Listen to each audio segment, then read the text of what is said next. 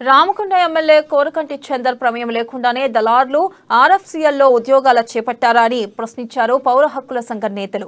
ఇక రామకొండ ఎరువుల కర్మాగారంలో జరిగిన ఉద్యోగుల దందాపై హైకోర్టు సిట్టింగ్ జడ్జితో విచారణ జరిపి వారి ఆస్తుల జప్తు చేసి ఆర్ఎఫ్సీఎల్ బాధితుల అందరికీ ఒకేసారి డబ్బులు చెల్లించాలని డిమాండ్ చేశారు.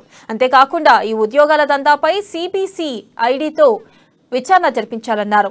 ఇక పాత్ర ఉన్న ఆర్ఎఫ్సీఎల్ అధికారులతో పాటు ఎమ్మెల్యే కోరకంటి చందర్ దళార్లపై చర్యలు తీసుకోవాలన్నారు. భాగస్వామ్యంలో మనకు హక్కుగా 80% ఉద్యోగాలు స్థానిక నిరుద్యోగ యువతకు, ముఖ్యంగా ప్రభావిత గ్రామాలైన ఎల్కలపల్లి, వీర్లపల్లి, తర్వాత అడ్డగుంట, లక్ష్మీపురంకి ఇవ్వాల్సిన గ్రామాలను దానికి స్థానిక ఉద్యోగాలు ఇవ్వాలని అప్పుడు స్థానిక ఎమ్మెల్యే కోరకంటి చందర్ ఇప్పుడు ఆయనే బీజేపీ వాళ్ళు అక్కడ షో చేసి పోలీసులను పెట్టుకుని ధర్నాలు, నిరసన కార్యక్రమాలు చేసి బయట ప్రజలను మభ్యపెట్టి చేసి 85% కాదు కదా, కనీసం 1% ఉద్యోగం లేదు, దట్టు కాంట్రాక్ట్ ఉద్యోగంలో ఈ కుంభకోణం చేశాను.